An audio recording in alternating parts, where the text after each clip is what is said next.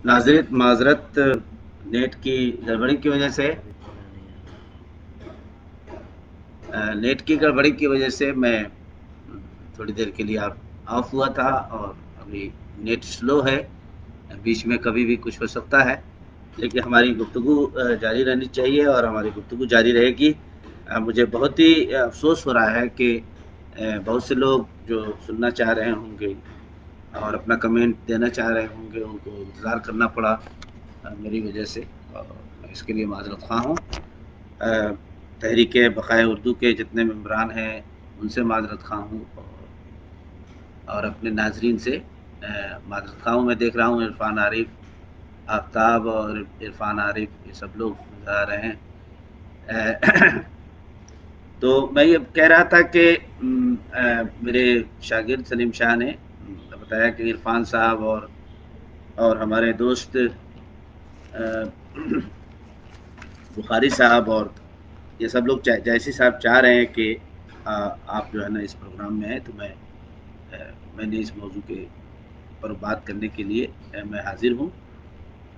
मेरा तारुफ यह है कि मैं बिहार के चंपारण ज़िले में कलवारी बजरिया में पैदा हुआ, और इब्तदाई तालीम अपने ही ज़िले में हुई, और फिर झारखंड यानी धनबाद से बीए किया, और रांची से एमए करने के बाद जेएनयू आया। जेएनयू से एमफिल करने के बाद डीयू आया, पीएचडी की, और डीयू के कॉलेज में मैं पढ़ाता था, दयाल सिंह कॉलेज में, जो लार्जेस्ट कॉलेज है दिल्ली यूनिवर्सिटी का। और वहाँ कोई 12 साल हुए थे अभी पढ़ाते हुए कि मेरा डायरेक्ट लेक्चरर से प्रोफेसर में तकर्रुर अलीगढ़ मुस्लिम यूनिवर्सिटी में हुआ। शायद डायरेक्ट यानी ओपन पोस्ट पे प्रोफेसर बनने वाले लोगों की बहुत बड़ी कोई तादाद नहीं है। आज़ादी से लेकर अब तक ओपन पोस्ट पर प्रोफेसर होने वालों की तादाद बहुत कम है। ये मेरी खुशनसीबी थी और अल्लाह का करम था, और जिसकी वजह से मैं यहाँ आ गया, आज आपके प्रोग्राम में हूँ। मैं यहाँ अपने शोबे में दिल्ली शोबे उर्दू में अलीगढ़ मुस्लिम यूनिवर्सिटी के तनकीद ही पढ़ाता हूँ, और मेरा प्रोफेशन भी तनकीदी है। मैं शायरी बराए बैत करता हूँ। शायरी से मेरा कोई ख़ास लगाव नहीं है, सिवाय इसके कि बहैसियत नक्काद के एक तख्लीक़कार के दर्द को समझने के लिए जो शुरू में मैं शायरी किया करता था उसे जारी रखा है, ताकि मैं तख्लीक के दर्द को समझ सकूं, तख्लीक को समझ सकूं, क्रिएटिव प्रोसेस को समझ सकूं। वरना मेरा काम बेसिकली तनकीद है, पढ़ाता भी तनकीदी है।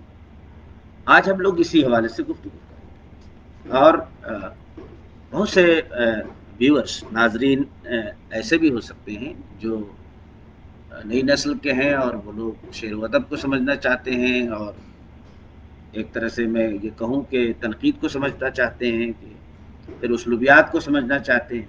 और फिर मैंने जो मौजू रखा कि उर्दू तनकीद में उसलूबियात की मानवियत क्या है, इसको समझना चाहते हैं कि क्या मानवियत है, तनकीद में उसलूबियात की मानवियत की बताने की ज़रूरत क्यों पड़ी, फिर उसलूब क्या है, फिर हमारे यहाँ जो तनकीद होती है क्या उसमें उसलूब की तलाश नहीं की जाती है, क्या उसलूब की तलाश ज़रूरी है, क्या उसलूब का पैमाना बनाना ज़रूरी है। वैसे तो ऐसे ही काम चल ही रहा बगैर उसलूब देखे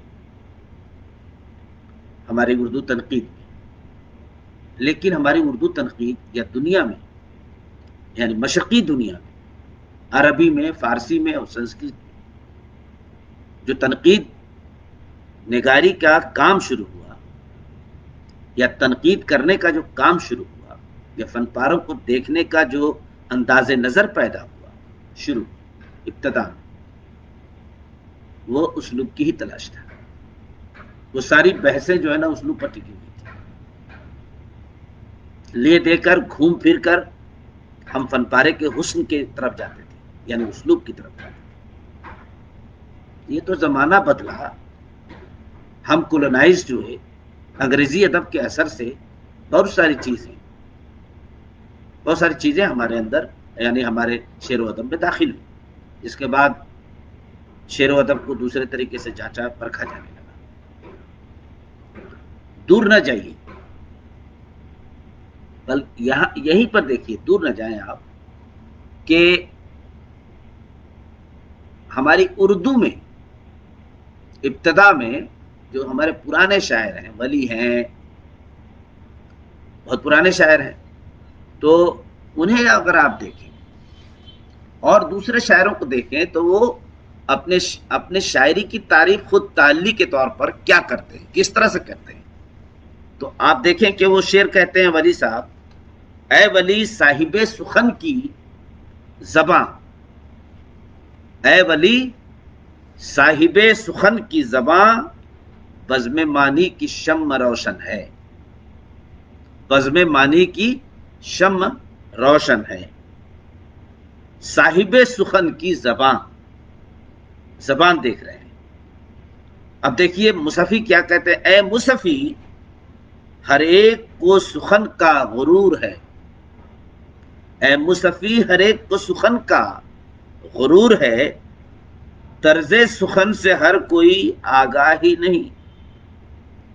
مصفی کو شکایت یہ ہے اپنے زمانے میں کہ لوگ طرز سخن کو جانتے ہی نہیں، شاعری کیے جا رہے ہیں، یعنی اسلوب کو جانتے ہی نہیں، اسلوب کیا چیز ہے، اور شعر و ادب کی بات کر رہے ہیں، شاعری کر رہے ہیں، اور پتہ ہی نہیں ہے کہ اسلوب کس کو کہتے ہیں، اسلوب کیسے بنتا ہے، یہ بات پتہ ہی نہیں. مصفی طنز کر رہے ہیں، اپنے عہد کے شعراء اور ادبا پر طنز کر رہے ہیں. اب حسن ایک شاعر ہیں اسی زمانے میں، اب حسن کہتے ہیں حسن اس طرز سے بہتر، حسن اس طرز سے بہتر، حسن اس طرز سے بہتر لکھو اب ایک غزل کہہ کر اور لکھو. حسن اس طرز سے بہتر لکھو اب ایک غزل کہہ کر، کہ جس کے لفظ و معنی پر کریں سب مرحبا میری، کہ جس کے لفظ و معنی پر. اسلوب کو ہم کیا سمجھتے ہیں، بالائی.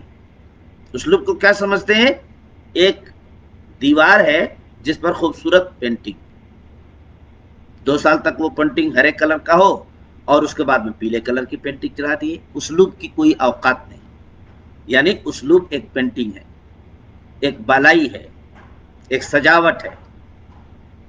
لیکن ہمارے شعراء کیا کہہ رہے ہیں، یہ انگریز کہتا تھا، اسلوب جو ہے نا از این ornamentation، یہ انگریز کہتا تھا. یہ پرانے لوگوں میں باتیں تھیں، یا سیسرو کے زمانے میں باتیں تھیں، یا یونانیوں نے یہ بات کہی. لیکن ہماری اردو میں ابتداً اور عربی اور فارسی میں بھی بہت جلد لوگوں نے یہ سمجھ لیا کہ اسلوب صرف آرائش و زبائش نہیں ہے، ornamentation نہیں ہے، ڈریس اپ تھاٹ نہیں ہے، بلکہ اس کا رشتہ معنی سے ہے. اس لیے حسن کہہ رہے ہیں کہ جس کے لفظ و معنی پر کریں سب مرحبا میری. انشا بہت اچھی بات کہتے ہیں. انشا کہتے ہیں اسٹائل کے حوالے سے، انشا کہتے ہیں کہ پنجم غزل اب انشا، پنجم غزل اب انشا انداز کی سنا دے، پنجم غزل اب انشا انداز کی سنا دے، آغوش میں معنی جس کے لپٹ رہے ہوں. یعنی ایک ایسے اسلوب میں پنجم غزل سناؤ، یہ 5ویں غزل جو سنانے والے ہو وہ ایسے اسلوب میں سناؤ کہ اس کو سننے کے بعد لگے کہ اسلوب کے آغوش میں معنی بھرے ہوئے ہیں. What does it mean? It means style is not a dress of thought. Style is not an ornamentation. یہ صرف دکھاوے کی چیز نہیں ہے، یہ صرف بناوٹ کی چیز نہیں ہے، یہ شعر و ادب کی رگوں میں داخل ہے اور اس کے معنی کے نظام کو درست کرنے والا ہے. اسی لیے میں نے اس کی تعریف کی ہے اسلوب کی، کہ اسلوب معنی کا چہرہ ہے. Style is the face of meaning. اسلوب معنی کا چہرہ ہے. میری ناظرین کو میں یہاں ٹھہر کر ایک بات بتا دوں کہ اسی سال 5-6 مہینے کے اندر میری کتاب شائع ہو کر کے آئے گی اسلوبیات کے حوالے سے، لیکن اس کا نام میں نے اسلوبیات نہیں رکھا ہے، اس کا نام رکھا ہے تنقیدی اسلوبیات۔ اس پر بہت سے لوگ کہہ سکتے ہیں بھئی تنقیدی اسلوبیات کیوں نہیں؟ تو میں نے کہا کہ آپ شعر و ادب کا تعین یا تعین قدر کن بنیادوں پر کرتے ہیں؟ موضوع کی بنیاد پر؟ اگر موضوع کی بنیاد پر کرتے ہیں تو موضوع تو انہیرنٹ، شعر و ادب کا انہیرنٹ حصہ تو ہے نہیں، وہ تو ہر جائی ہے۔ اگر موضوع مخصوص کر دیا جائے ادب کا تو پھر ہم مانتے ہیں کہ موضوع کی بنیاد پر آپ شعر و ادب کی جانچ پرکھ کریں کہ یہ فہرست ہے، 50-100 موضوعات ہیں، اسی پر شاعری ہوگی اور اسی پر ادب لکھا جائے گا اور اسی پر ناول لکھا جائے گا، تب تو یہ بات کر سکتے ہیں آپ، تب تو بات صحیح ہے یہ۔ تو موضوع کی بنیاد پر تو آپ شعر و ادب کا تعین کر نہیں سکتے، اگر اس بنیاد پر کریں گے تو بہت بڑی بات ہاہاکار مچ جائے گا، کیونکہ کوئی آدمی جو ہے نا اس وقت جو ہے نا جو موضوعات ہیں، جو مسائل ہیں، اس پر نہیں لکھے گا تو آپ کہیں گے کہ تو یہ تو ادیب ہی نہیں ہے۔ اس لیے موضوع کی بنیاد پر تو آپ شعر و ادب کا تعین کر نہیں سکتے۔ اب حیت کی بنیاد پر کر سکتے ہیں؟ سوال کرتے ہیں ہم، آپ کا جواب یہ ہوگا کہ شاید کر سکتے ہیں، شاید نہیں کر سکتے ہیں۔ میرا جواب یہ ہے کہ نہیں کر سکتے ہیں حیت کی بنیاد پر، کیونکہ حیت بھی کوئی فکسڈ اینٹیٹی نہیں ہے کہ آپ اس کی بنیاد پر شعر و ادب کو جانچیں۔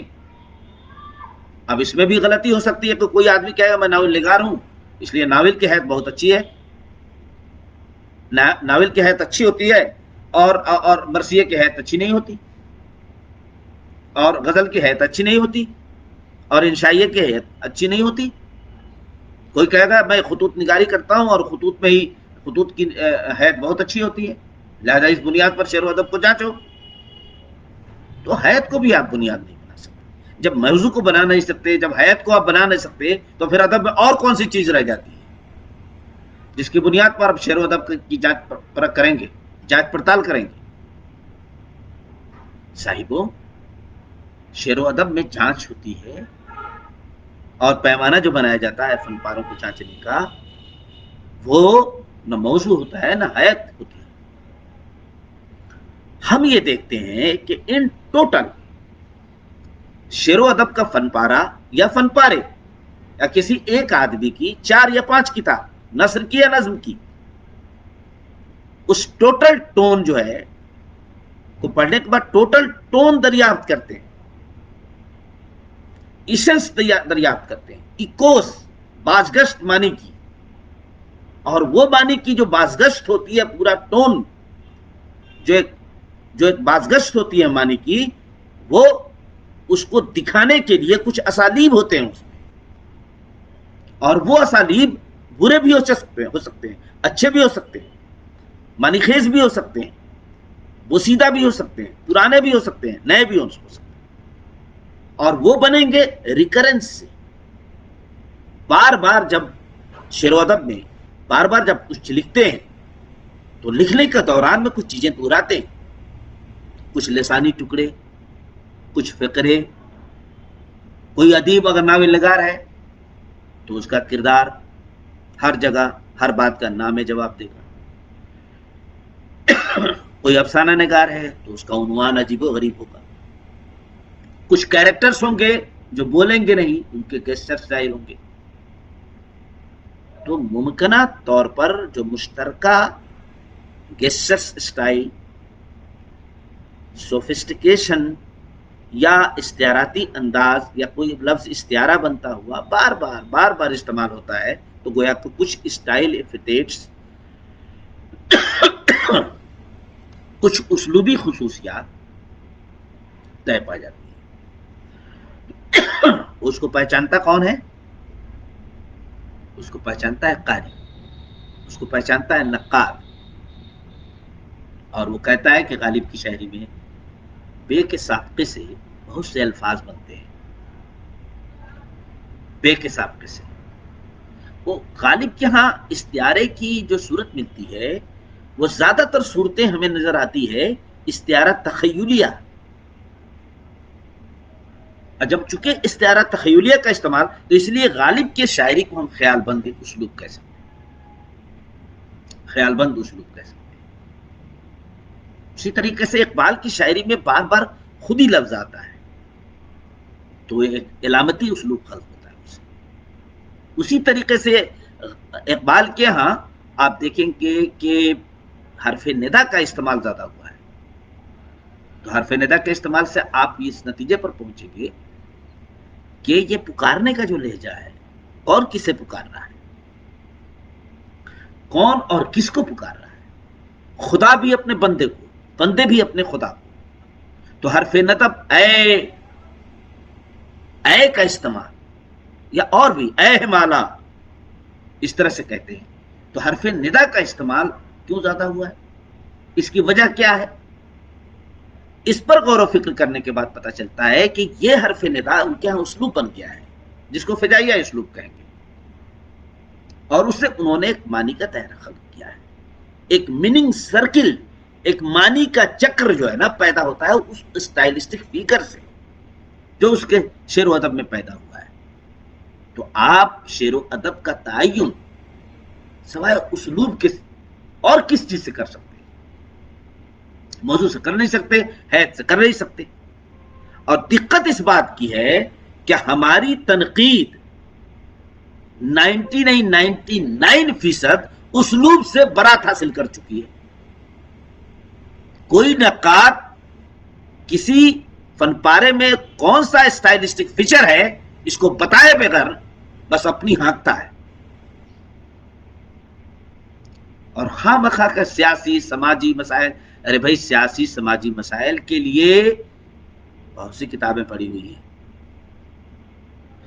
ہم ادب میں سیاسی سماجی مسائل کو اس طرح پیش کریں نا جس طرح سے فیض پیش کرتے ہیں، جس طرح سے مخدوم پیش کرتا ہے. ایک چمیلی کے منڈوے تلے دو بدن پیار کی آگ میں جل گئے، جس طرح سے فیض اور مخدوم پیش کرتا ہے. سیاسی اور سماجی مسائل سے اور موضوع سے فرار تو ممکن ہی نہیں ہے. اس کے بغیر تو شعر و ادب کا تعین، شعر و ادب لکھا ہی نہیں جا سکتا.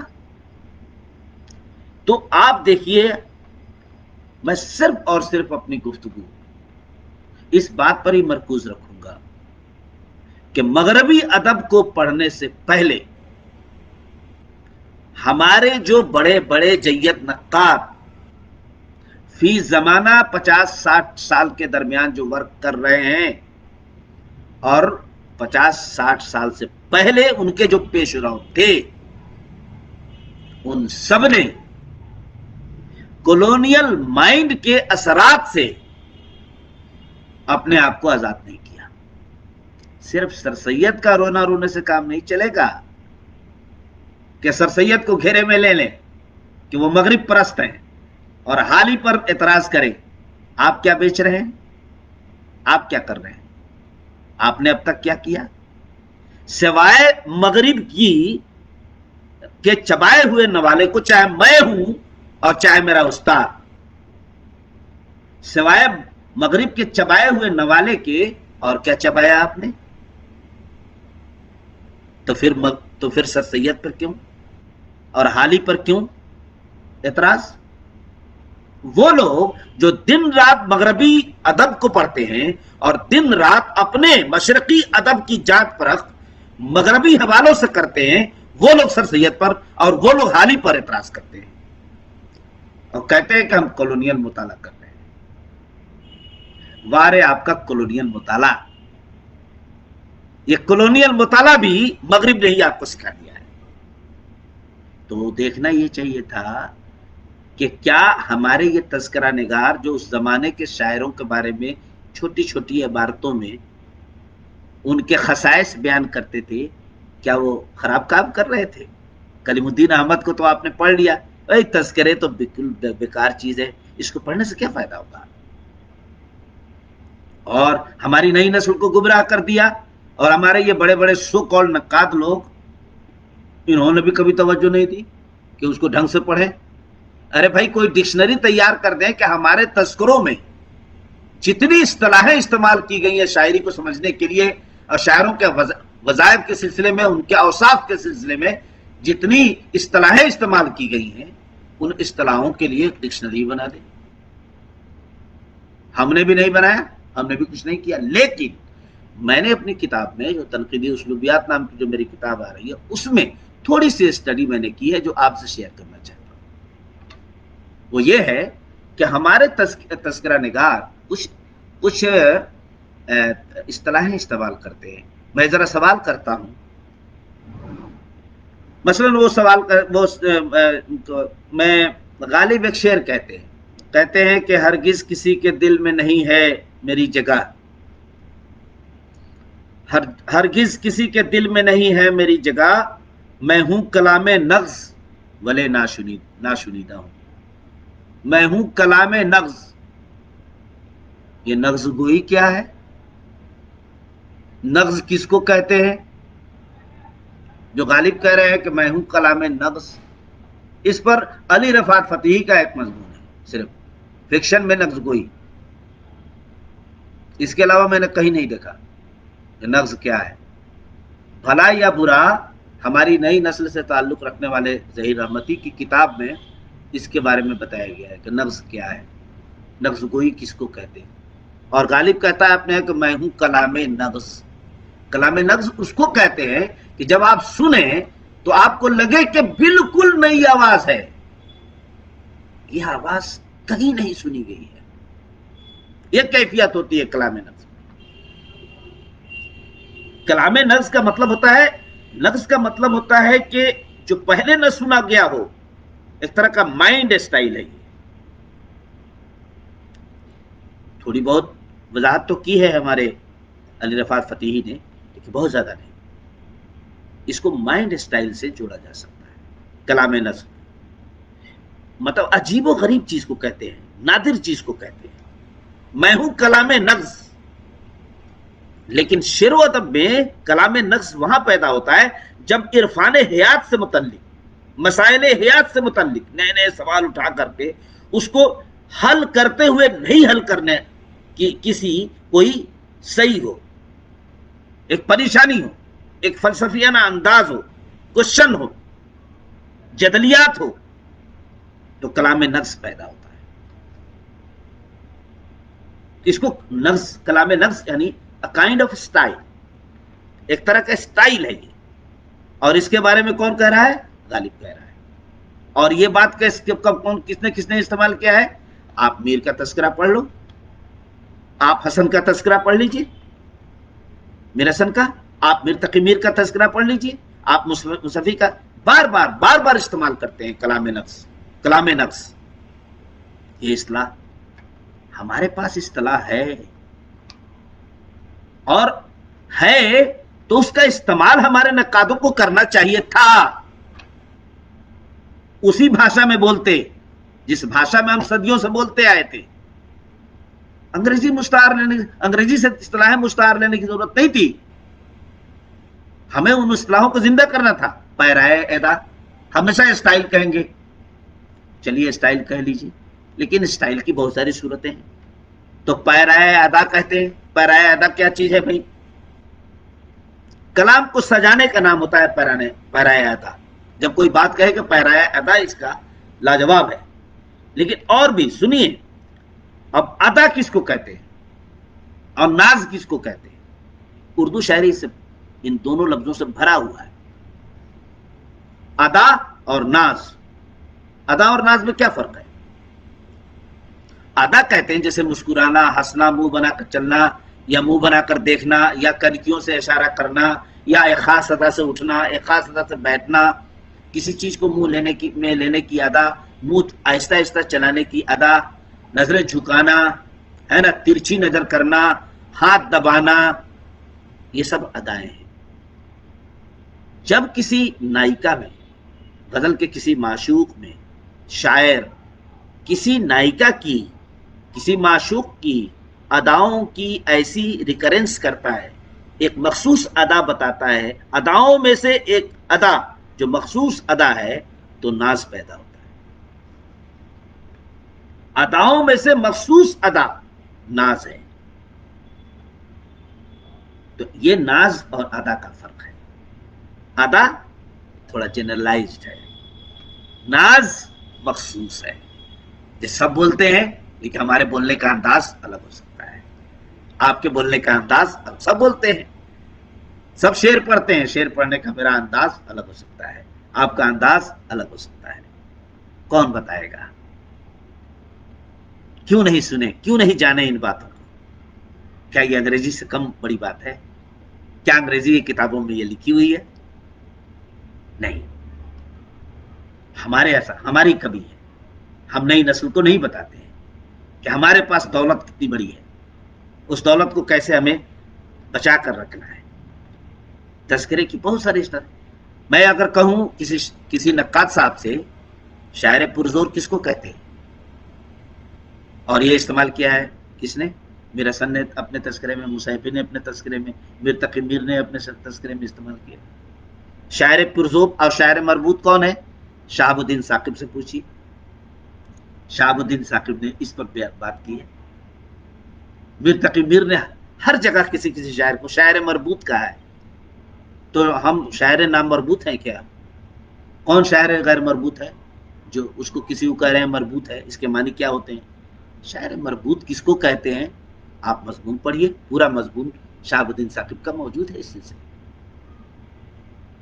اب شاعر مربوط ایک اصطلاح ہے، قادر سخن کس کو کہتے ہیں؟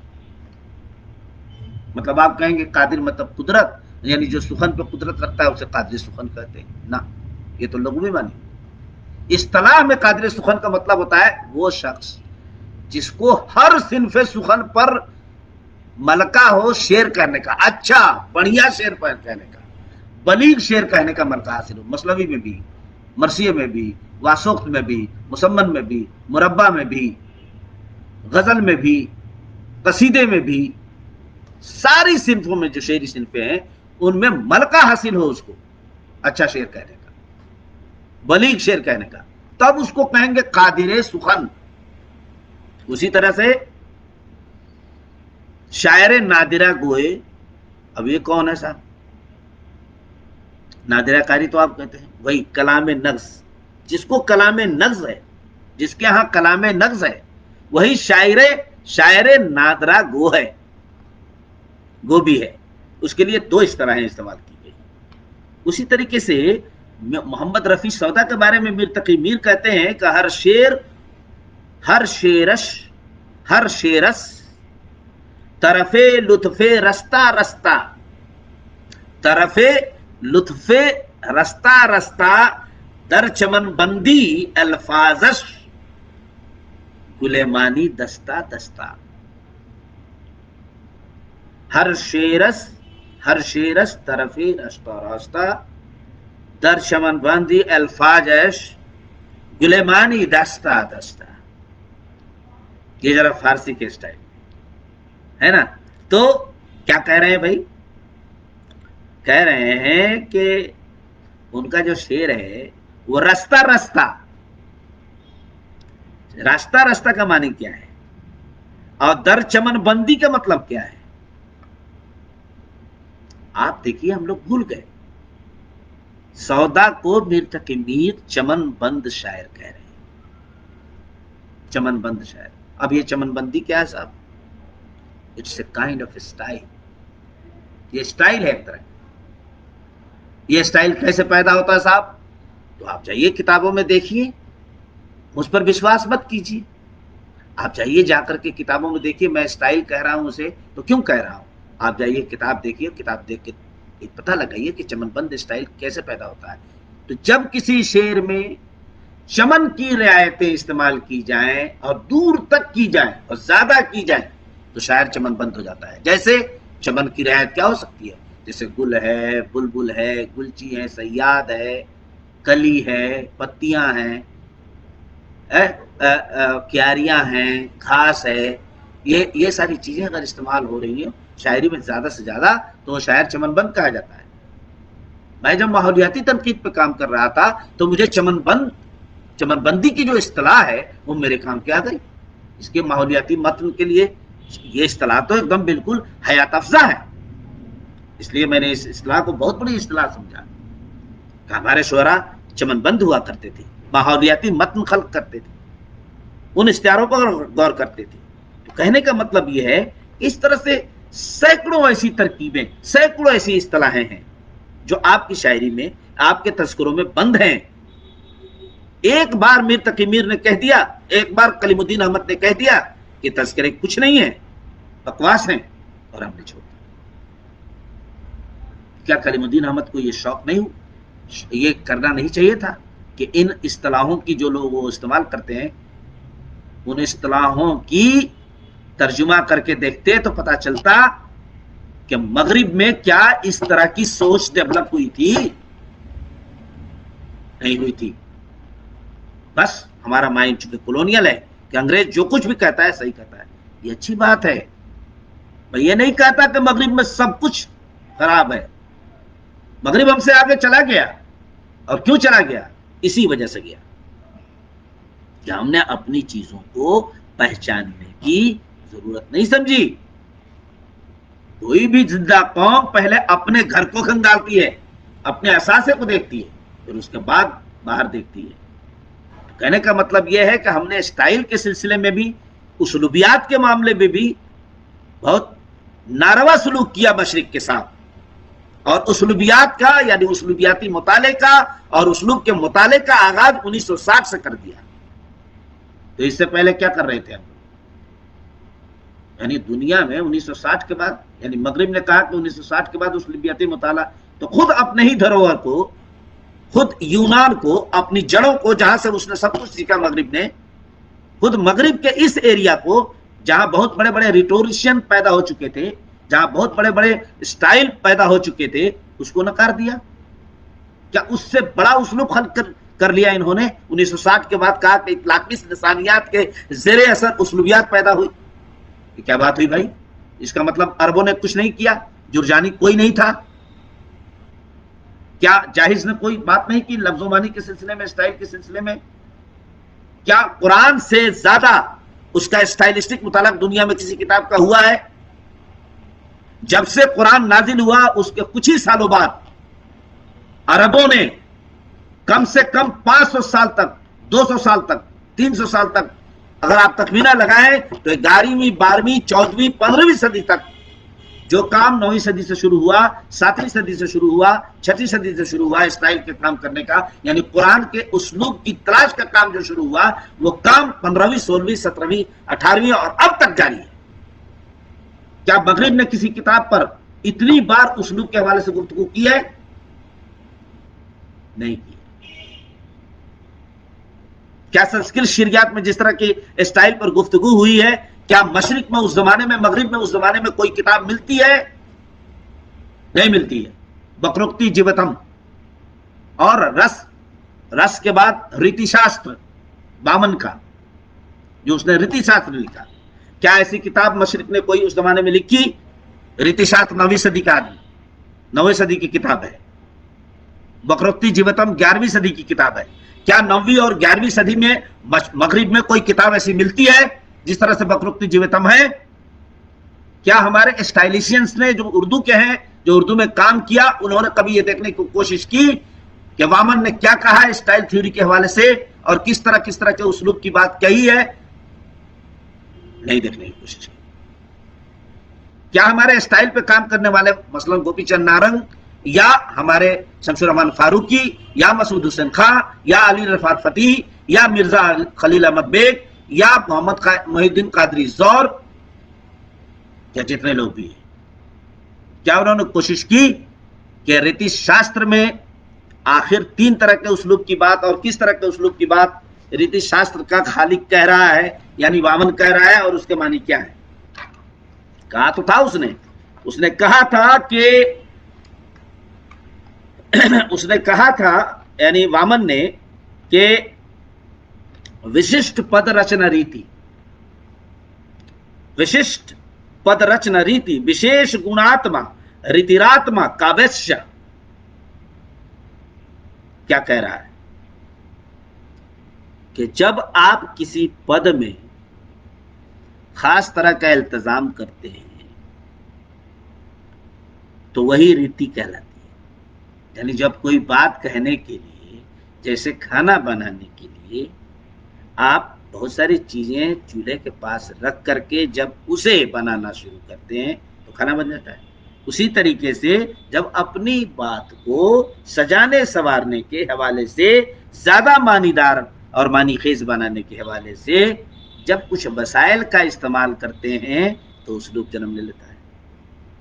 اسی کو کہہ رہا ہے وششٹ پد رچن ریتی وشیش گناتما ریتیراتما کا بیش ریتیراتما، اور جب وہ اسلوب خلق ہو جاتا ہے تو وہ کاویہ کا یعنی ادب کی روح بن جاتا ہے۔ یعنی ادب بغیر اسلوب کے کچھ نہیں ہے، یہ کہہ رہے ہیں ہمارے بامن، اور کہتے ہیں کہ صاحب اسلوب صحیح اچھا اسلوب جو آپ کو کسی غالب کا، میر کا، انشا کا، ناسک کا، یا کسی بڑے شاعر کا، اقبال کا یا شیکسپیئر کا، اگر کوئی اسلوب آپ اس کو دیکھیں گے، اس کو پڑھیں گے تو آپ کے کانوں میں جو آواز جائے گی شعروں کی، شعروں میں بندشوں کی چستیوں کی، ہے نا، جو آواز جائے گی تو آپ کو طرح طرح کی چیزوں کا احساس ہوگا، اندر کیا کیا ایک خوشی ہوگی، انبساط کا، ایک جمال کا احساس ہوگا، کچھ اس میں بے باک سے جذبے ہوں گے، کچھ اظہاریہ ہوگا، کچھ اس طرح کا اظہاریہ ہوگا کہ جو آپ کے کانوں کو اچھا لگے گا، اس میں کچھ خاص طرح کی صفائی ہوگی، اور لفظوں کا انتخاب عجیب و غریب طرح کا ہوگا، انتخاب یعنی شبنم کی جگہ اوس لے لیا گیا ہوگا، اس قافیے کی جگہ اس قافیے کو لے لیا گیا ہوگا، کچھ شیرینی ہوگی، کچھ جدت ہوگی، کچھ جو کچھ بھی آپ سن رہے ہوں گے جی چاہے گا کہ اس سے ہم انکار نہ کریں، یعنی قبولیت کی، قبول کروانے کی اس میں طاقت ہوگی، اور اس کا موضوع بڑا عجیب و غریب ہوگا، بڑا عجیب و غریب، عجیب طرح سے وہ باتیں آپ کے سامنے آئیں گی، اور اس کے بعد جب یہ سب چیزیں مل جائیں گی تو اسلوب کی تشکیل ہو جائے گی۔ یہ کون کہہ رہا ہے؟ یہ مولا بخش نہیں کہہ رہا ہے، یہ ہمارے وامن صاحب کہہ رہے ہیں۔ اس سے پہلے بھاما صاحب گزرتے ہیں، النکار شاستر، اس سے پہلے بھرت منی نے بہت ساری باتیں اسٹائل کے سلسلے میں وہ بھی کر چکے ہیں، یہ نہیں کہ اسٹائل کی بات یہی کر رہے ہیں، اس کے بعد بھاما بھی آتے ہیں، النکار شاستر آتا ہے۔ یہ ان چیزوں کو ہم کیسے بھول جائیں؟ اس نے جب کہا کہ ادب میں 3 طرح کے اسلوب ہوتے ہیں، کہ بیدر ایک جگہ ہے، ہندوستان کے اس زمانے کی جگہ ہے، یعنی وہاں جتنے ادیب شاعر لوگ لکھ رہے تھے ان کو بیدربی اسٹائل کہہ دیا، اور جو لوگ گوڑی یعنی گوڑ میں رہتے تھے ان کو گوڑی اسٹائل کہہ دیا، اور جو لوگ پنچال میں رہتے تھے اس کو پنچالی اسلوب کہہ دیا۔ 3 طرح کے اسلوب کی بات کی۔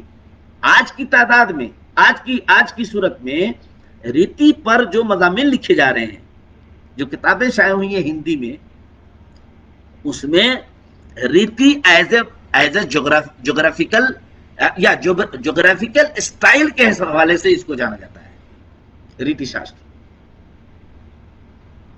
یہ الگ بات ہے کہ آج ان سے آپ اختلاف کر سکتے ہیں کہ بھائی کسی بھی اسٹائل کو اب بہار سے یا یو پی سے یا مدھیہ پردیش سے یا دکن سے نہیں جوڑ کے دیکھ سکتے، لیکن یہ بات تو سچ ہے بھائی کہ ماحول کا اثر تو ضرور ہوتا ہے، کسی کے اسٹائل پر یا ادب پر جو خلق ہوتا ہے ماحول کا اثر تو ہوتا ہے۔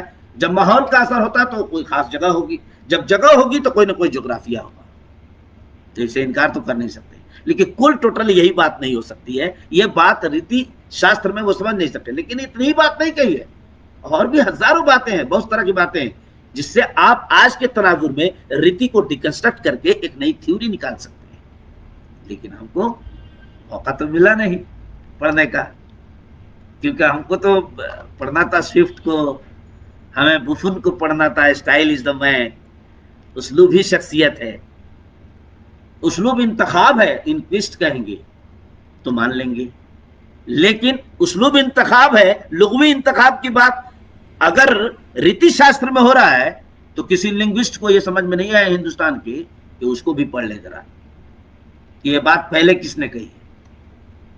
بھائی شعر و ادب میں اور تنقید میں اور انٹلیکچوئل آنیسٹی کسی چیز کا نام ہے، تو جو چیز جہاں پیدا ہوئی ہے، جس نے لکھا ہے، یا میں کوئی کتاب لکھوں، آپ نے کوئی بات لکھی ہے پہلے، تو اس کو ہمیں بتانا چاہیے، یہ انٹلیکچوئل آنیسٹی ہے، نہیں تو بے ایمانی ہے۔ یہ کہ آپ کوئی بات کہیں ادھر ادھر سے پڑھ کر کے اس آدمی کا نام نہ لیں، بےمانی کہتے ہیں اس کو، اور یہ بےمانی مغرب نے کی ہے۔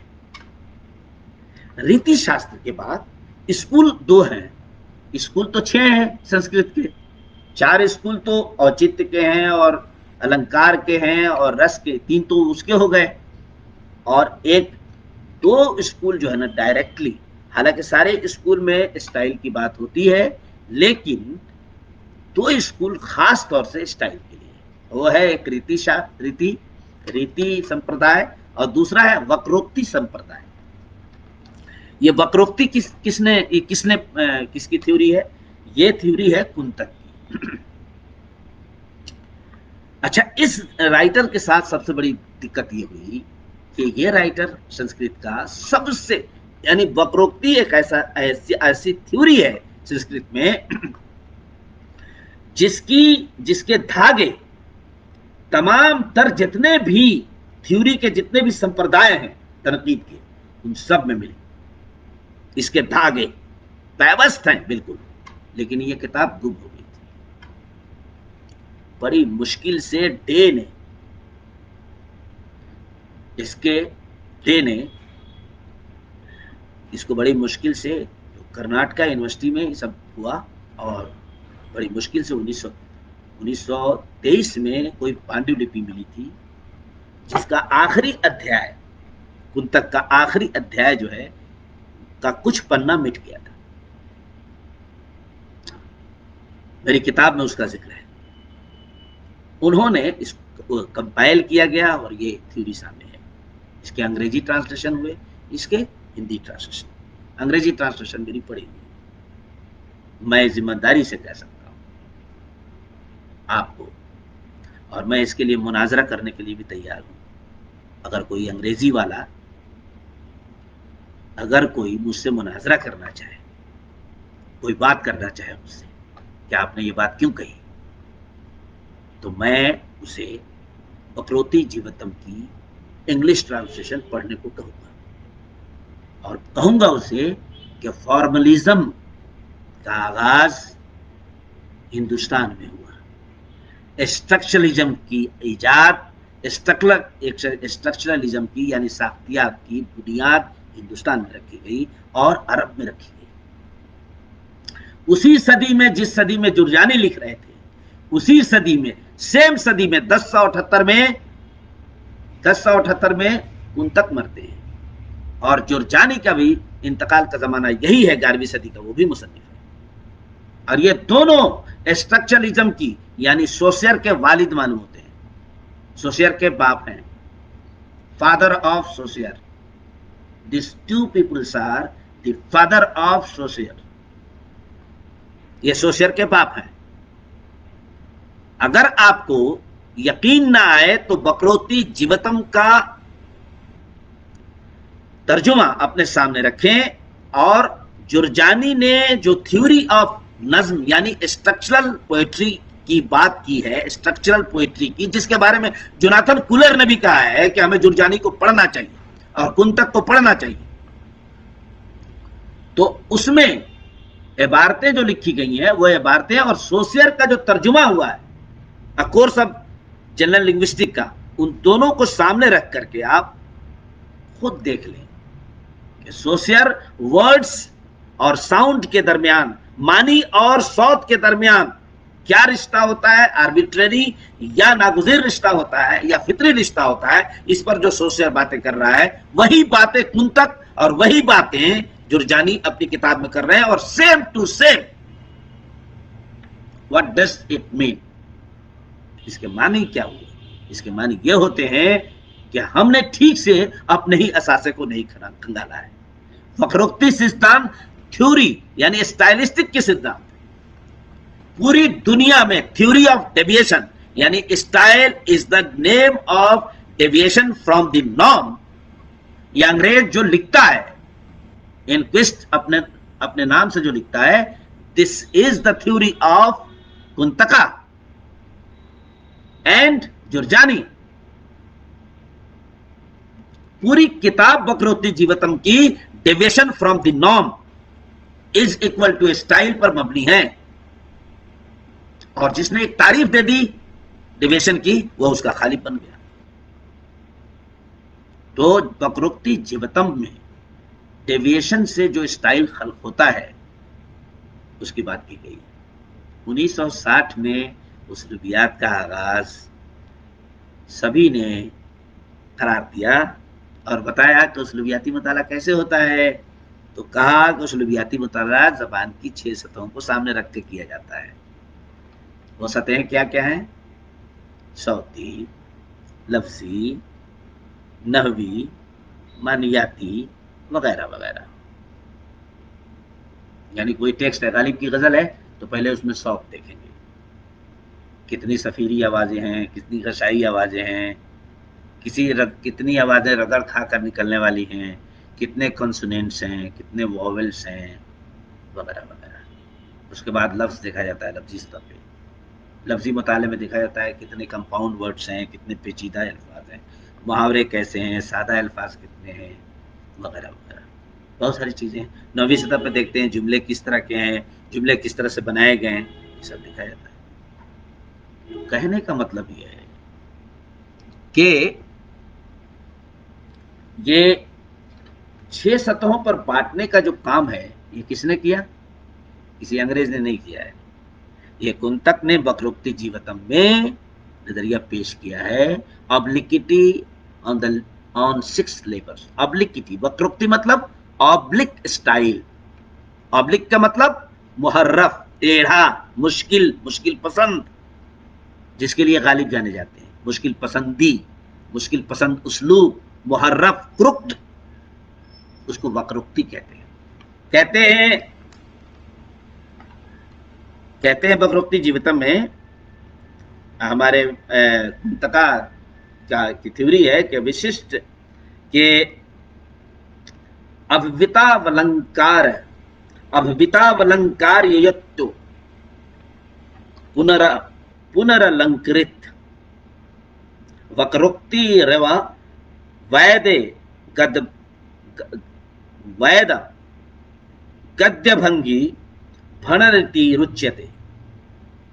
کہتے ہیں کہ لفظ اور معنی ادب کا جسم ہونے کی وجہ سے صنعت ہے، اور ایسی صنعتوں کی بھی ایک صنعت ہے اور اسے کہتے ہیں وکروکتی۔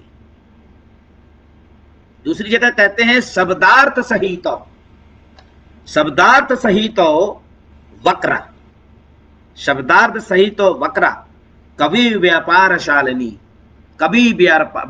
شالنی بندے ویستی تو کاویم تدا ویا داہلاد کاریانی۔ یعنی کہہ رہے ہیں کہ شاعر کے انحرافی رویے سے، یعنی نارم سے انحراف کرتا ہے، کسی چیز سے انحراف کرتا ہے، شاعر کے انحرافی رویے سے حسن آمیز اور ادبی تیکھا پن کو دکھانے والے مصروں میں منظم الفاظ اور معنی کا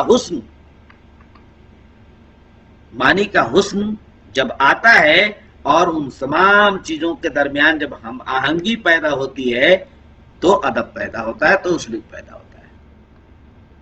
تو وکروکتی جیوتم میں انہوں نے استعاراتی اسلوب کی بات کی۔ اسی استعاراتی اسلوب کی بات ہمارے آنند وردھن نے دھونیہ لوک میں اپنے طریقے سے کی تھی۔ تو کہنے کا مطلب ہوتا ہے کہ یہ کہتے ہیں کہ 6 سطحوں پہ وکروکتی ہوتی ہے۔ یعنی کس سطح پہ؟ لفظ کی سطح پہ ہوتی ہے۔ لفظ کی سطح پہ وہ ورن ونیاس وکرتا کہتے ہیں۔ ورن ونیاس وکرتا کا مطلب یہ ہے، یہیں پر ایک بات میں تھوڑی سی توجہ آپ کی چاہوں گا کہ جو لفظ صوتی تجزیے جو اردو میں کیے گئے ہیں ہمارے اسلوبیاتی نقادوں کے ذریعے، وہ غلط ہے۔ حروف گننے سے صوتیاتی مطالعہ نہیں ہو سکتا ہے۔ انہیں پڑھنا چاہیے تھا، انہیں ٹھیک سے پڑھنا چاہیے تھا، منطق کو پڑھنا چاہیے تھا۔ وہ ورن ونیاسا کی بات کرتا ہے۔ ورن کا مطلب حروف ہوتے ہیں، لیکن وہ حروف الگ سے نہیں ہوتے ہیں، وہ تجنیس کی صورت میں اور ریکرنس کی صورت میں اور تکرار کی صورت میں ہوتے ہیں۔ الگ سے شین اور کاف گننے کی ضرورت نہیں ہے۔ تو ورن ونیاس وکرتا میں وہ کئی صورتیں اس کی بتاتے ہیں، لیکن اس میں کمی شین کاف نہیں گنتے جو یہاں کیا گیا. اور کس کی نقل میں کیا گیا؟ انگریزوں کی نقل. کیونکہ رومن جیکبسن صاحب نے گن لیے تھے نا مسمتیں اور مسمتیں. لہذا بھائی اب ہمارے آقا مغرب کے وہ بتا رہے ہیں ایسی بات، تو پھر ہم کیسے پیچھے رہیں گے؟ ہمارے جو آقا ہیں ان کو نہیں دیکھنا ہے. ہمارے اصلی آقا تو وہ ہیں، وہ بتائیں گے اچھے گر، ان کے حساب سے ہم دیکھیں گے اپنے لٹریچر کو. لیکن ہمارے بھی جو پرکھے پورنیاں ہیں وہ چھولے بھٹورے تھوڑی بیچ رہے تھے. ورن ونیاس وکرتا پر ہی آپ ایک لیکھ لکھیں تو کم سے کم 30 پیج کا ایک لیکھ ہوگا. جس طرح سے اطلاقی پہلو اس کے دکھائے ہیں وکروکتی میں، تو ورن ونیاس کے علاوہ آپ دیکھیں گے وہ الفاظ اور حروف کی انعرافیت کی بات کرتے ہیں. اس کے بعد پر پروارد وکرتا. پر پروارد وکرتا کا مطلب ہوتا ہے فارم میں، حیت میں، یعنی غزل کی حیت ہے، نظم کی حیت ہے، اور ناول کی حیت ہے، اور نثر میں اور بہت ساری حیتیں ہیں. تو حیتوں میں کیسے توڑ پھوڑ اور آگے پیچھے کیا جاتا ہے تو اسے وکرتا پیدا ہوتی ہے، اسٹائل پیدا ہوتا ہے، خصوصیت پیدا ہوتی ہے. اسی طریقے سے پد پرارد وکرتا. اور پد پرارد وکرتا مطلب یہ ہے کہ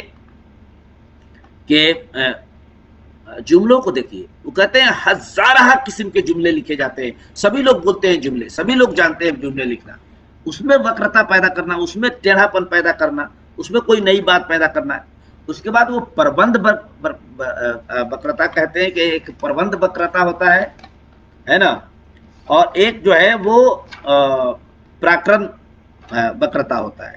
تو پراکرم وکرتا کہتے ہیں کہ پورا ٹیکسٹ ہے، مان لیں کوئی اسٹوری ہے تو کسی خاص حصے میں کوئی تبدیلی کر دی گئی ہوگی، کوئی وکرتا ہوگی. اور ایک ہے پربند وکرتا، یعنی پورا ہول ٹیکسٹ جو ہے، پورا ہول ٹیکسٹ، آرگینک ہول کی بات جو فارملسٹ کیا کرتے تھے وہ سب سے پہلے کنتک نے کی اور جرجانی نے کی، کہ ٹیکسٹ ایز اے ہول جو کنیکٹیویٹی ہوتی ہے، جو کوہرنس ہوتی ہے، اس کوہرنس میں کوہرنس پیدا کرنے کے سلسلے میں کوئی وکرتا ہوتی ہے، کوئی ٹیڑھ پن ہوتا ہے جو شاعر کی طرف سے کیا گیا ہوتا ہے. اس سے شعر و ادب میں ایک عجیب و غریب قسم کا اسلوب خلق ہو جاتا ہے، مشکل پسندی آ جاتی ہے. یہ بتانے کی کوشش کی ہے. اس کی مثال دیتے ہیں. وہ کہتے ہیں کہ مان لیجئے کہ وینی سنہار ایک کاویہ ہے، اور اتر رام چرت ایک کاویہ ہے.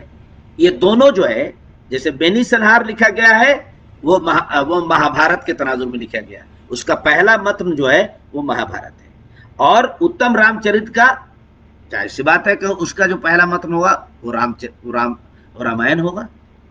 تو رامائن میں جس طرح رام کو دکھایا گیا ہے اور مہابھارت میں جو پرسنگ وینی سنہار کا لکھا گیا ہے اس کو آپ دیکھیں گے تو مہابھارت اور رامائن میں جو جس رس کی پردھانتا ہے، جس معنی کی پردھانتا ہے، اس کو ان دونوں میں ان لوگوں نے کیا کیا ہے، اس کو بدل دیا ہے. بس ایسا کیا ہے کہ مان لیجیے رامائن میں ہے کہ جب کہیں دکھایا گیا ہے کہ لکشمن گھائل ہو گئے ہیں تو رام ان کو لینے گئے ہیں، اور کہیں دکھایا گیا ہے کہ رام گھائل ہو گئے ہیں، کسی میں دکھایا گیا کہ نہیں رام گھائل ہو گئے ہیں لکشمن کو. تو لکشمن کو دیکھنے رام گئے اور رام کو دیکھنے لکشمن گئے، ان دونوں میں سے معنی کس میں زیادہ اچھا لگتا ہے؟ یہ دراصل یہ ہے پربند وکرتا. تو اس کی بات کی کس نے؟ ہمارے کنتک نے. اور یہ کنتک جو ہے وہ ساری کی ساری باتیں اسٹائل کے پرسپیکٹیو میں کہتے ہیں، کسی اور پرسپیکٹیو میں نہیں کہتے ہیں. تو شعر و ادب میں اسلوب کی بڑی مانویت ہے. ہم سلام کرتے ہیں ان تمام اردو کے جتنے بھی اسلوبیات پر کام کرنے والے جتنے بھی نقاد ہیں، ان کے جذبے کو سلام کرتے ہیں کہ انہوں نے کم سے کم چاہے جس طرح سے بھی، اور گوپی چند نارنگ نے اس میں بہتر سے بہتر کام کیا. ان سے آپ اختلاف کر سکتے ہیں اور میں نے اختلاف کیا بھی ہے، کیونکہ علم کی دنیا کبھی بہتے پانی کی طرح ہے. جب انہوں نے 89 میں کتاب لکھی تھی، اس وقت کی سینسبلٹی میں آج کی سینسبلٹی میں بہت فرق ہے. ظاہر سی بات کتاب الگ ہوگی، تھیوریز کے بہت حصے ایسے ہوں گے جو رد کیے جا سکتے ہیں، کیونکہ تجزیے پر آپ غور کیجیے. وہ تجزیے خوبصورت سے خوبصورت انداز میں کرتے ہیں، بہت بلیغ انداز میں تجزیے کرتے ہیں. وہی انداز شمس الرحمان فاروقی کیا ملے گا آپ کو؟ بہت بلی. آپ ان کے تجزیے سے نکالے گئے نتائج یا جس چیز کی وہ کھوج کر رہے ہیں اس پر آپ انگلی اٹھا سکتے. جیسے مان لیجیے کہ انہوں نے صوتیاتی مطالعے کیے ہیں، وہ آج میرے لیے بیکار ہے. لیکن یہ دیکھیے کہ تجزیے کا جو حسن ہے، شعر و ادب کے یا ٹیکسٹ کو انالائز کرنے کا جو حسن ہے ان دونوں کے پاس، وہ بہت عام ہے، بہت معنی خیز ہے. وہ کم نہیں ہے، اس کی تعریف جتنی کی جائے کم ہے، لیکن پوزیشن کا، اس تجزیے کا جو مقصد تھا اس پر سوال اٹھا سکتے ہیں. اسی طرح سے علی رفعت فتح، مرزا خلیل بے، مسعود حسین خان، جن کی نثر کی قسم کھائی جا سکتی ہے.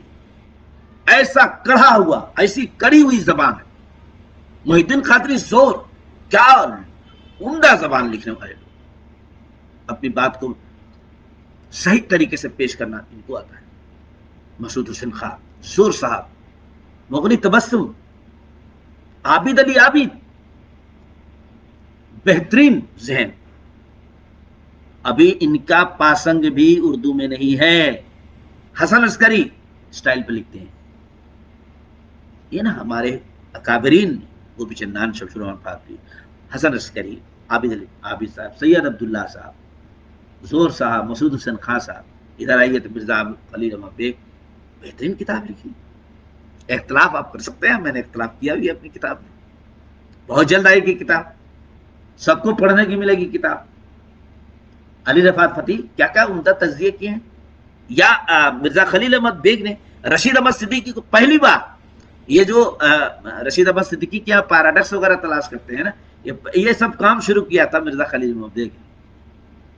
علی رفعت فتح نے سوسیر کی تھیوری جو ہے نا کہ کا اطلاق کتنی خوبصورتی سے کیا ہے بعض تجزیوں میں آپ کو بتا نہیں سکتا. لیکن بہت سے پہلو ایسے ہیں جن سے آپ اختلاف کر سکتے ہیں. لیکن ان لوگوں کی وجہ سے شعر و ادب میں اور تنقید کی دنیا میں یہ جو سہل پسندی آ گئی ہے، اس کو ایڈریس کرنے کا سب سے بڑا ذریعہ ہے.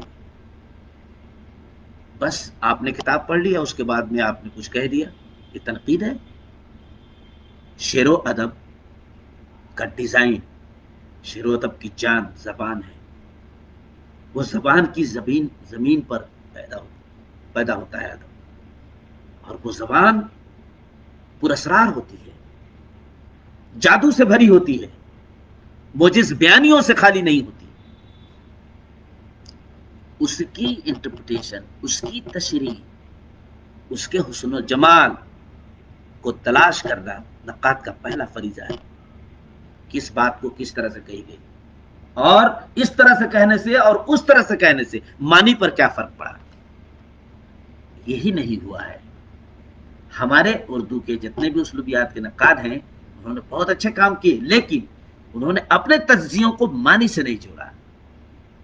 میں اس بات کو قطعی قبول کرنے کے لیے تیار نہیں ہوں کہ اسلوبیاتی تنقید ادبی تنقید نہیں ہے، بلکہ میرا کہنا یہ ہے، اور میں نے اپنی کتاب میں یہی ثابت کرنے کی کوشش کی ہے کہ اگر اسلوبیاتی تنقید نہیں تو ادبی تنقید نہیں.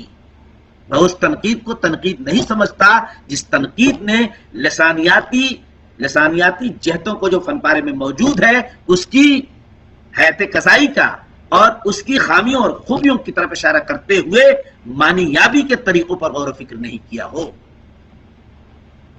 میرے نزدیک وہ ادبی تنقید بلکہ ادبی تنقید نہیں ہو سکتی،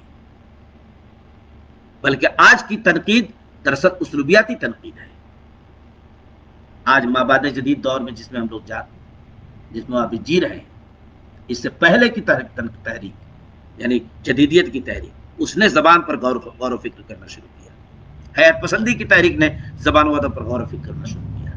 بس غلطی کہاں ہو گئی کہ انہوں نے زبان کو آئسولیٹ کر کے دیکھنے کی کوشش کی، ادب کو آئسولیٹ کر کے دیکھنے کی کوشش.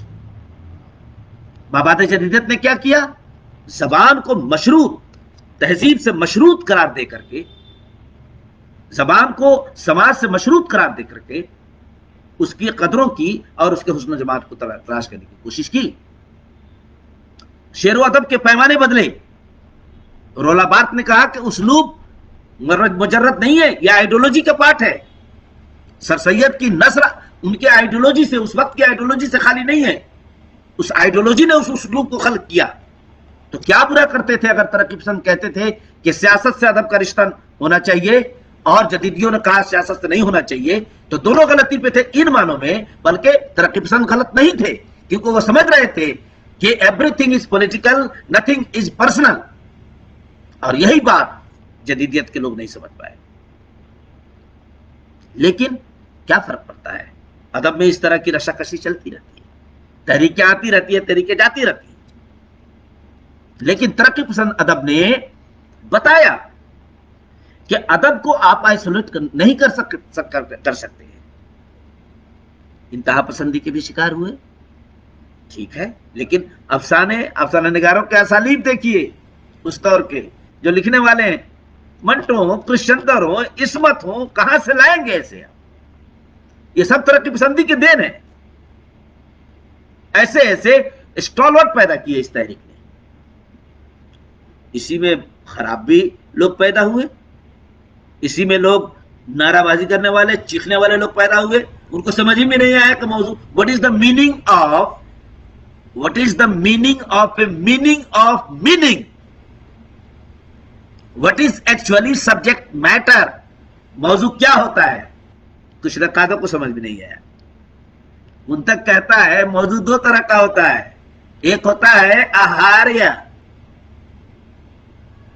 اور ایک ہوتا ہے فطری. ایک ہوتا ہے آہاریہ. آہاریہ مطلب یعنی جو ٹھوس دیا جائے.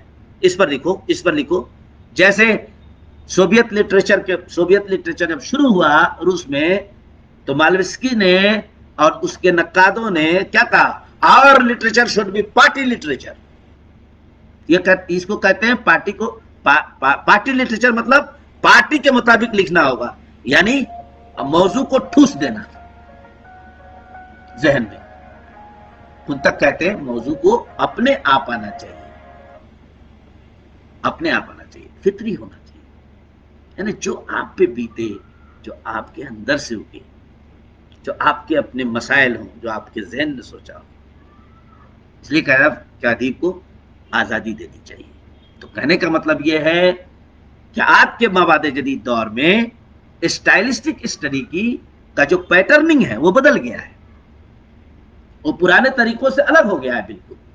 اور مابعد جدیدیت نے اسٹائل فگر کو، یا اس کے جتنے بھی لکھنے والے ہیں، انہوں نے اسٹائل کو بہت ہی بڑے پیمانے پر جا کر دیکھنے، دریدا ہو، فوکو ہو، اور چاہے رولا بارت ہو، انہوں نے اسٹائل تھیوری میں الگ سے بات کی، فارم اینڈ کنٹینٹ پر الگ سے بات کی.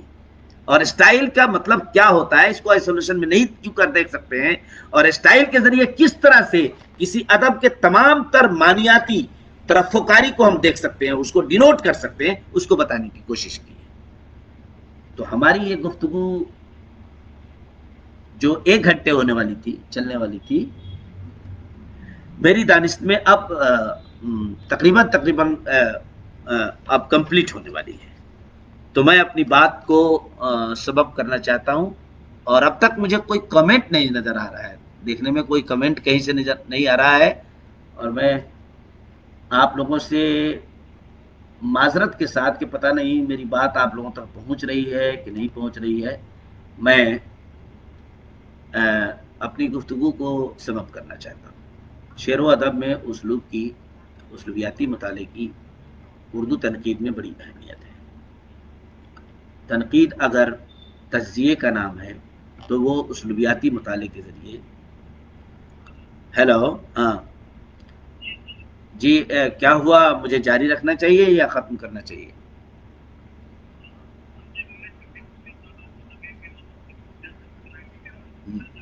اچھا ٹھیک ہے. لوگوں کے کمنٹس وغیرہ دکھائی نہیں دے رہے ہیں. اچھا ٹھیک ہے، اوکے. تو میں اب یہ بات دو تین باتیں اور آپ لوگوں سے کر کے اپنی گفتگو ختم کروں گا. اور معاف کیجئے گا، میں ذرا بولتا ہوں تو میں ذرا سا جو پسند کرتا ہوں، جو سمجھتا ہوں وہی بولتا ہوں. میرے ذہن میں بہت مغرب کے لیے کوئی زہر نہیں ہے، لیکن اپنے مشرق کے لیے درد ضرور ہے. مغرب ہو یا مشرق ہو، اسی گلوب پہ رہے، ہم وہیں رہتے ہیں. لیکن اکائیوں میں بٹا ہوا انسان، گلوب پر رہنے والا انسان اپنے اپنے علاقے میں اپنی اپنی خوشبو کے ساتھ زندہ رہتا ہے. ہمارا مشرق مشرقی ہے، مغرب نہیں ہے. ہم اپنے شادی بیاہ، بات چیت، ماں باپ کو دیکھنا، بھائی کو دیکھنا، سماج میں رہنے کا ہمارا طریقہ الگ ہے، آج بھی الگ ہے. انٹرنیٹ کی دنیا میں ہم امریکہ سے مارکیٹ کر رہے ہیں گھر بیٹھے، وہاں کے مال سے مارکیٹ یعنی بازار کر لیتے ہیں، ہم سب سودا سلب خرید رہے ہیں، لیکن ہم کیلے کے پتے پہ کھا سکتے ہیں، ہم دسترخوان بچھا کے کھاتے ہیں. انگریز اس معاملے میں نہیں ہوئے ہیں. تو کہاں انگریز ہوئے ہیں؟ آپ ایک خطے میں رہتے ہیں، اس خطے کی اپنی ایک پہچان ہے. ہمیں انگریزوں سے کوئی قد نہیں ہے، یا انگریزی کتابوں سے اسی سے پڑھ کے ہم بھی تیار ہیں. میں بھی قبول کروں اس بات کو. انگریزی میں ہے لٹریچر، وہ ہم سے زیادہ چالاک ہیں، وہ ہم سے زیادہ پڑھے لکھے ہیں، وہ ہم سے زیادہ چیزوں کو جانتے ہیں، وہ ہم سے زیادہ تھیورائز کرنا جانتے ہیں. اس لیے تو ہم ان کے غلام ہو گئے ہیں، اور آج بھی غلام ہیں. ان کی کتابیں ہم خریدتے ہیں، ان کی کتابیں خرید کے پڑھتے ہیں. بس ہمیں یہ کرنا چاہیے کہ ہمیں یہ دیکھنے کی کوشش کرنی چاہیے کہ ہماری دنیا میں، ہم جس دنیا میں رہتے ہیں، ہماری دنیا میں کیا کیا ہے، ہم اسے پڑھنے کی تو کوشش کریں، ہم اسے تو تھیورائز کرنے کی کوشش کریں، بجائے اس کے کرول آباد پہ مضمون لکھیں. ہمیں کنتک پہ مضمون لکھنا چاہیے، ہمیں جرجانی پہ مضمون لکھنا چاہیے، ہمیں جاہز پہ مضمون لکھنا چاہیے، ہمیں الخطابی پہ لکھنا چاہیے، ہمیں الرمانی پہ لکھنا چاہیے، اور ان کی تھیوری پر، ان کی تھیوری کو سمجھنے کی کوشش کرنی چاہیے. نہیں کرتے ہم دوسروں پر مضمون لکھتے ہیں. کچھ ہندی والوں نے اپنی سنسکرت کی چیزوں کو ٹھیک سے پیش نہیں کیا ہے. ان کو بھی معلوم نہیں ہے کہ کنتک کیا کہتا ہے، واٹ از کنتک ایکچولی. ان کو بھی پتا نہیں. کچھ لوگوں کو پتا ہے، کچھ لوگ جانتے ہیں تو وہ لکھتے ہیں. تو کہنے کا مطلب یہ ہے کہ ہمیں مغرب سے کوئی قد نہیں ہے. لیکن مجھے دکھ ہوتا ہے جب 7 ٹائپس آف ایمبیگوٹی میں ولیم ایمسن کتاب لکھتے ہیں اور وہ کنتک کو بھول جاتے ہیں، کیونکہ کنتک نے بھی 6 طرح کی وکروکتیوں کی بات کی تھی. اور جو سینٹینس وہ 7 ٹائپس آف ایمبیگوٹی میں لکھتے ہیں، میری کتاب میں آپ دیکھیے گا میں نے کوٹ کیا ہے کہ جو سینٹیکس کے بارے میں، سینٹینس کے بارے میں جو رائے دیتے ہیں وہ اس میں ایمبیگوٹی کے سلسلے میں اسی طرح کا جملہ کنتک نے بھی لکھا ہے. What does it mean? اس کا مطلب کیا ہے؟ آپ نے پڑھا ہے لیکن چھپا دیا ہے. ڈیوی کرسٹل نے مضمون لکھا ہے، کتاب لکھی ہے، اور سیم وہی باتیں لکھی ہیں جو کنتک نے لکھی ہیں. تو مجھے دکھ ہوتا ہے. اور جب جوناتھن کولر کہتا ہے کہ ہمیں کنتک کو پڑھنا چاہیے انگریز ہو کر کے اسٹرکچرل پولیٹکس میں، تو مجھے خوشی ہوتی ہے کہ مغرب میں اب ایماندار لوگ بھی رہتے ہیں، جو کوئی سے کچھ پڑھتے ہیں تو اس کا حوالہ بھی دیتے ہیں. تو کنتک کو پڑھتے ہیں، جرجانی کو پڑھتے ہیں مغرب کے لوگ، لیکن حوالہ نہیں دیتے ہیں، اور ہم لوگ پڑھتے نہیں ہیں. تو وہاں پر ہمیں دکھ ہوتا ہے. تو کہنے کا مطلب یہ ہے کہ ہم اپنی بات کنکلوڈ کریں اور آپ لوگوں کو بتائیں، جس اسلوبیات پر اسلوب پہ ہم بات کر رہے ہیں، اسٹائل پہ، اس سے کتنے الفاظ بنتے ہیں؟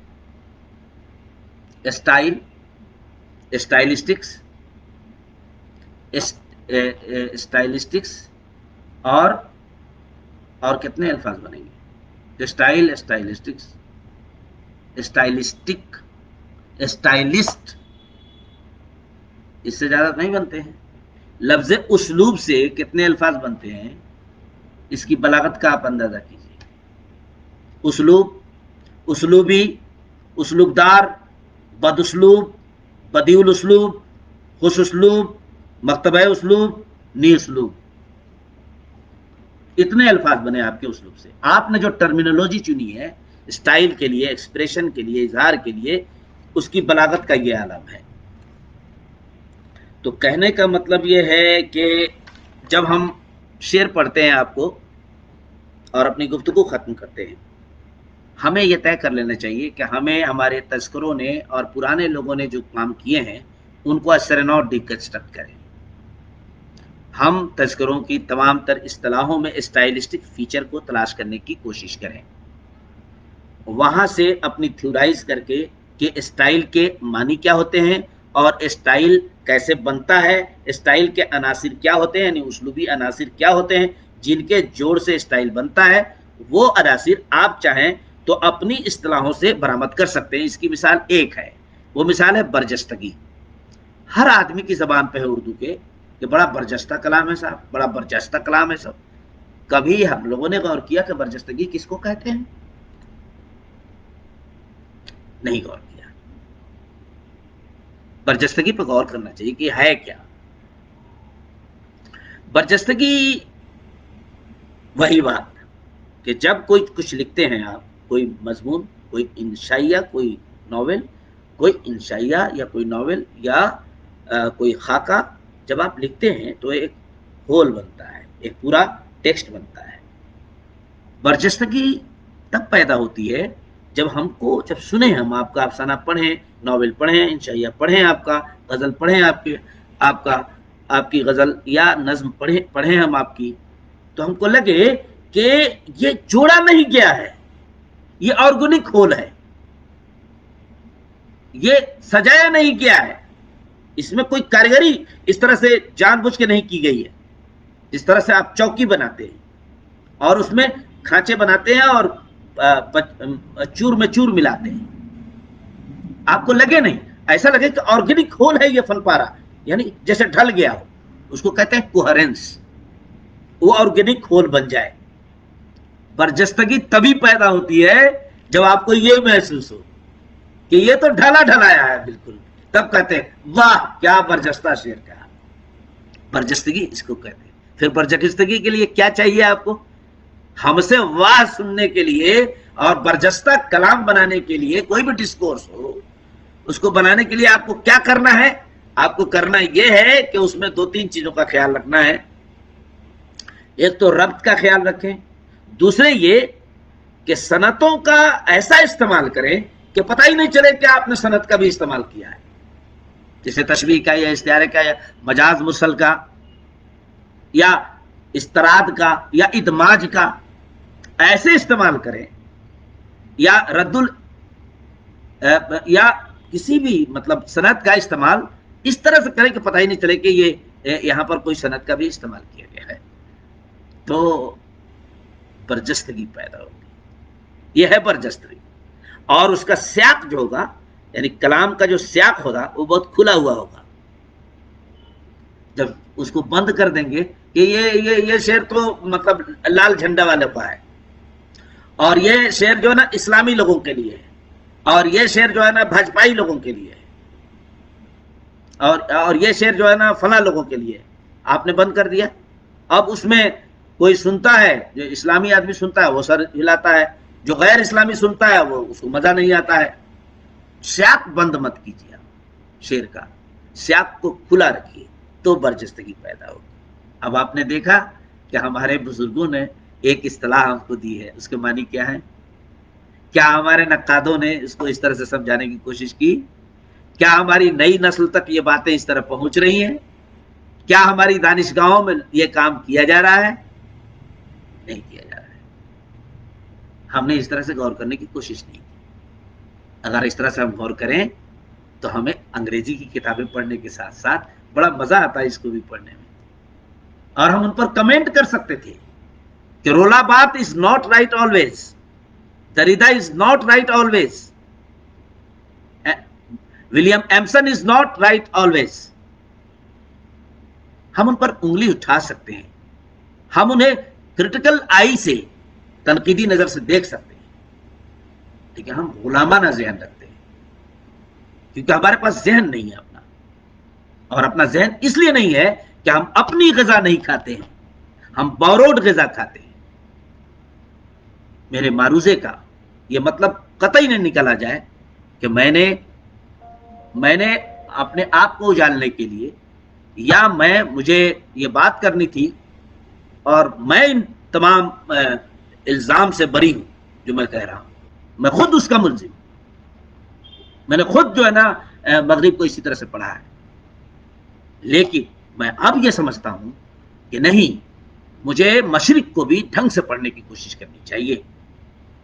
اردو میں اسلوبیات کی، اردو تنقید میں اسلوبیات کی معنویت کا ازالہ یا احساس اس وقت ہوگا ہم کو جب ہم مشرق کے تمام تر ان بڑے رائٹروں کو پڑھ لیں جنہوں نے مشرق میں ادب و شعر و ادب کی تنقید کی عمارت رکھی، عمارت بنائی، چاہے وہ جاہز ہوں، چاہے قدامہ ہوں، چاہے جرجانی ہوں، چاہے رحمانی ہوں، چاہے الخطابی ہوں، جتنے بھی لوگ آپ کو، چاہے ابن رشیق ہوں، چاہے ابن خلدون ہوں، چاہے بھاما ہو، چاہے کنتک ہوں، چاہے رودرٹ ہوں، چاہے ممٹ ہوں، چاہے شیخر ہوں، چاہے اوچتیہ والے چھیمیندر ہوں، فارسی کے جتنے بھی ناقد ہیں وہ ہوں، ان سب کو پڑھنے کی کوشش کی جائے۔ اس پلیٹ فارم سے ایک بات کہتا ہوں، مشرق میں اگر کوئی تنقید تھی تو اس کا نام اسلوبیاتی تنقید ہے۔ علم البلاغت نام ہے علم الاسلوبیات کا، اسلوبیات کا، علم البلاغت برابر اسلوبیات ہے، اور پوری مشرق کی تنقید اسلوبیاتی تنقید ہے، حیاتی تنقید نہیں ہے، اسلوبیاتی تنقید ہے پوری مشرق کی تنقید۔ لہذا پوری مشرق کو پڑھنے کا مطلب ہے اردو تنقید میں اسلوبیات کی معنویت کو اجاگر کرنا۔ افسوس کہ ہمارے اردو کے اداروں نے، کسی ادارے نے اب تک، کسی بھی ادارے نے، جتنے بھی اکیڈمیز ہیں ہندوستان کی، چاہے این سی پی ہو جو 50-60 سال سے کام کر رہا ہے، عربی، فارسی اور سنسکرت کی، مجال ہے کہ کوئی کتاب کسی نے ترجمہ کرانے کی کوشش کی، اس کے چیئرمین گوپی چند نارنگ رہے، اس کے چیئرمین شمشور رحمان فاروقی رہے، ایسے لوگ بھی وہاں گئے اور انہیں یہ نہیں سوجا کہ ہمیں کنتک کا ترجمہ کرانا چاہیے، ہمیں جرجانی کا ترجمہ کرانا چاہیے، ہمیں جرجانی کا، ہمیں قدامہ کا ترجمہ کرانا چاہیے، فارسی کی کسی کتاب کا ترجمہ کرانا چاہیے، اور پوری نسل اس کے بعد گمراہ ہے۔ اگر کوئی کام کرنا ہوتا ہے تو ہم عربی نہیں جانتے، کہاں سے پڑھیں گے؟ ہم فارسی نہیں جانتے، کہاں سے پڑھیں گے؟ ہم سنسکرت نہیں جانتے، کہاں سے پڑھیں گے؟ ہمارے اکابرین سے یہ غلطی ہوئی ہے، اور یہ مزید غلطی دہرائی نہ جائے، اس کے لیے یہ موضوع جو آپ لوگوں نے طے کیا کہ اردو تنقید میں اسلوبیات کی معنویت کو، اس کے زیر اثر شاید ہمارے اور آپ کے درمیان کوئی ایسا شعور پیدا ہو جائے کہ ہم اپنے مشرق کو دیکھنے کے لیے ترجمے پر اتارو ہو جائیں، اور ہم ترجمے کریں، اور اپنے اکابرین سے یہ مطالبہ کریں، اپنے آرگنائزیشن سے یہ مطالبہ کریں کہ ہمیں مشرق کو پڑھنے کے لیے ترجمے کی ضرورت ہے، اور ہمیں ان رائٹرز کی کتاب پڑھنی ہے۔ میں سمجھتا ہوں کہ مجھے جو کہنا تھا میں نے کہہ دیا ہے، اب میں دہرانا نہیں چاہتا۔ میں شکر گزار ہوں اور بہت بہت شکریہ ادا کرتا ہوں اپنے دوستوں کا جو تحریک بقائے اردو سے جڑے ہوئے ہیں۔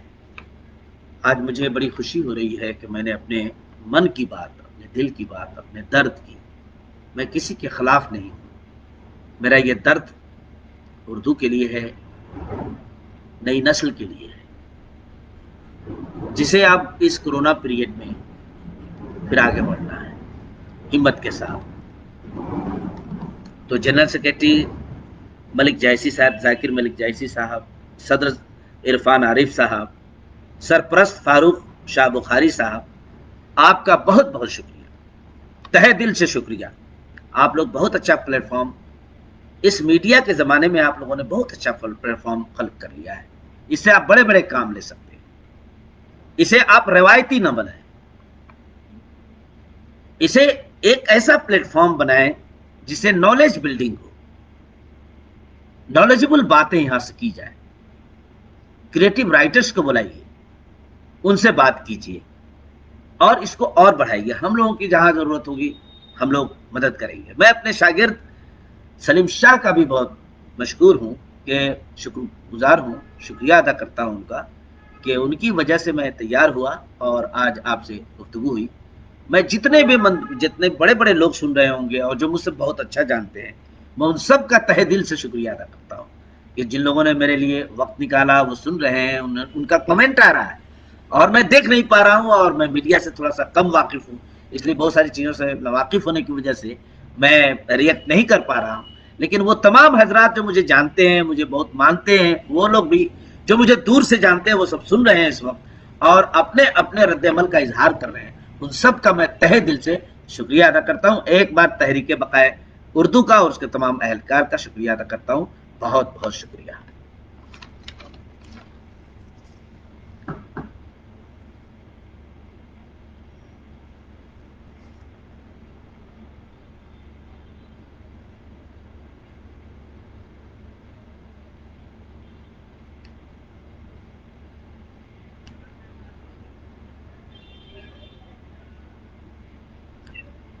جی عرفان صاحب، یہ ریکارڈ ہو گیا ہے نا آپ کے یہاں؟ ہمارے یہاں کیسے ریکارڈ ہو گئے؟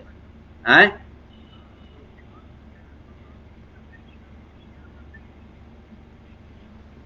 فنش اور شیئر،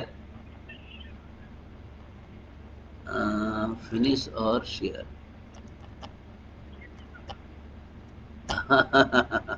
کیا کس کے کہاں پر کہاں پہ جہاں کمنٹ آ رہے ہیں اس کے لاسٹ میں and live video, and live video.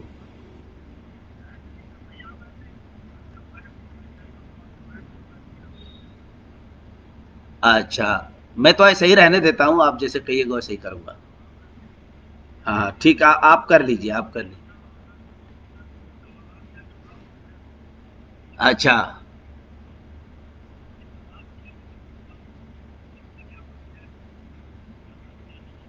ہاں ہاں، اچھا اچھا، میں کچھ بول دیتا ہوں، کچھ سوالوں پر، ایک دو سوالوں پر بول دیتا ہوں، ہے نا؟ ہاں آپ نہیں نہیں، ہم پڑھ رہے ہیں، ہم دیکھ رہے ہیں، اب مجھے دکھائی دے دیا. ہاں ہاں ہاں، جی جی.